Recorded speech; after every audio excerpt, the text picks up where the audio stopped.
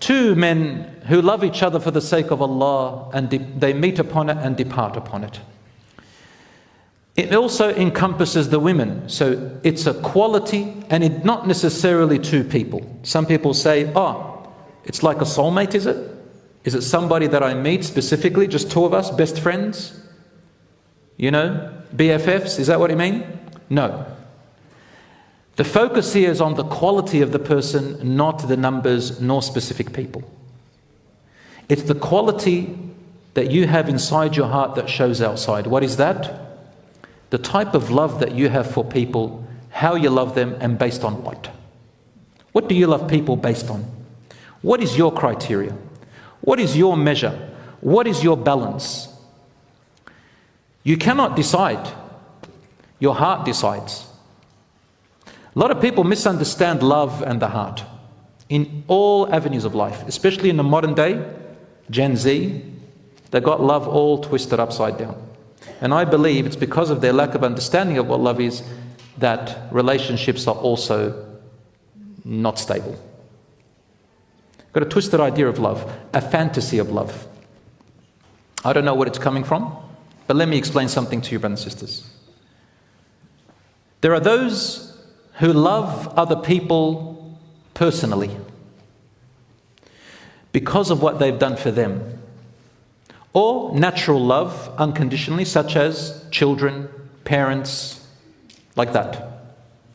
That's a personal love that is not shared by any criteria except you, because you're related to them or because they've done favors for you. And this type of a person will only love someone if they find that they're there for them, they love them as well, they sacrifice for them. So it's a mutual transaction. The love grows based on treatment. That's why you hear the term, I'll only love those who treat me well, and that don't treat me well, I'm not going to love them. And love is based on this. So this is a personal type of love, and that's a good thing. This is the same love Rasul sallallahu alaihi wasallam, the Prophet peace be upon him, had for his uncle Abu Talib, who was a disbeliever. He loved him because his uncle supported him and protected him and looked after him and sacrificed for him and upheld the religion of Islam and what the Prophet ﷺ stood for, and he believed him and he said he is truthful and I will protect him till my death. Rasul ﷺ grew so much love for him. But the Prophet ﷺ wanted the higher love. He wanted the personal love and the religious spiritual love. The love that will not only make him together here in this life, but the one that after their death they will be together in paradise as well. Unfortunately, Rasul ﷺ could not get the second love. And this is the Sunni stance, that Abu Talib did not convert to Islam, and that on his deathbed, Rasul ﷺ, from his intense personal love for him, he came up to him and whispered, my uncle, because the leaders of Quraysh were there, and his uncle was too entrenched with and too obsessed with his lineage and his culture and his tribalism, and didn't want to look in front of the leaders that he died on another belief and that he was more loyal to his culture and his tribe. So Rasul ﷺ came close and whispered, he says, uncle, just say it just move your lips and I will bear witness for you on the day of judgment that you said it, my uncle.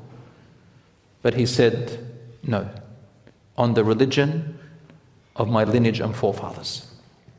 And he died upon that a disbeliever. Rasul ﷺ at that point said, because of his personal love for him, he said, لَأَسْتَغْفِرَنَّ لَكَ, I will continue to ask Allah to forgive you after his death, إِلَّا أَنْ أُنْهَ عَنْهُ, unless Allah forbids me from doing it. I will continue. Then Allah forbid him. And the verses came down and gave us the example of Prophet Ibrahim a.s. who also felt love for his father, even though his father abused him. He wanted the best for his father, but Allah subhanahu wa ta'ala said no. You have no say in the matters that concern them and Allah. You have a say in what's between you two, but not between them and Allah. For Allah created them, and Allah has His own wisdom, and He knows who deserves forgiveness and who doesn't. And Allah subhanahu wa ta'ala said, the disbeliever who has made that choice, Allah knows he does not deserve Allah's forgiveness. No, we're not allowed to ask Allah for forgiveness for them. Now, of course, there are different types of disbelievers. There are those who've never heard about Islam, for example. God knows who they are, and Allah will judge them in their own way. There is a hadith of Prophet ﷺ which is authentic, that there are people who never heard about Islam, never received Islam on the Day of Judgment, and among them are the people who are not mentally sane and so on. On the Day of Judgment, Allah will send out a prophet who will tell them, this is the fire, your God commands you to throw yourself in there. If they disobey, they are disbelievers, and if they throw themselves, it is made cool and peaceful upon them. Now, every test is according to the circumstances, and that's the best test for them. Anyway, that's to Allah. But the point that I want to make here is Rasul Sallallahu Alaihi Wasallam, from his personal love he had for his uncle, except there was another love which is higher than that he was guided with, and that is the love of Allah. The love of Allah supersedes everything, and my love to you for the sake of Allah is by the criteria of what makes Allah pleased and what doesn't, of what is loving to Allah and what is not, what is right by Allah and what is not by my standards. I can love you personally, you can love your wife, you can love your husband, you can love your parents, even if they're disbelievers, even if they're evil, but evil disbelievers, good disbelievers, bad disbelievers, whatever you want to call them, you may love them.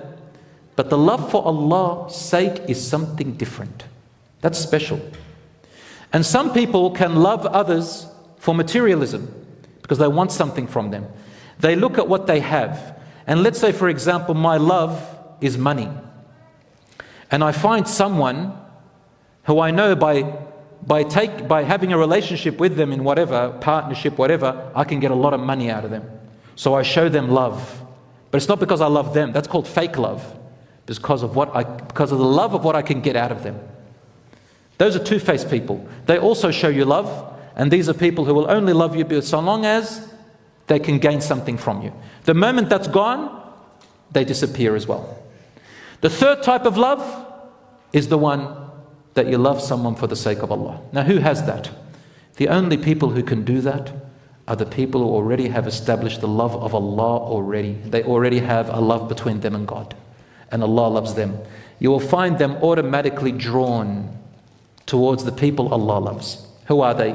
The moment you see a characteristic in a person that you know is loved by Allah, you find your heart drawn to them. I've seen a lot of these people. As soon as they see them, they don't know them, and then they find there are signs of religious actions in them. There's genuine religion in them. They've asked about them. People have spoken about them. They have gone on travel with them, for example. The moment they see characteristics of the things which please Allah, their hearts are drawn to them. Now remember, there is a difference between your heart being drawn to them and between trusting them in everything. It doesn't mean that you have to trust them in everything. That comes in time. But the fact that you saw these actions in them, which you know as a person who loves Allah and Allah loves them, are in them those qualities, you can't help but your heart already be drawn to them, and you start to love them for the sake of Allah. And these are many different levels. The love intensifies or goes less. The Prophet ﷺ loved all of his companions. Every time he saw goodness in someone which Allah loves, he would love them more. And that's why he loved Abu Bakr radiallahu anhu the most out of all the men. And Rasul ﷺ used to love different ones in different categories.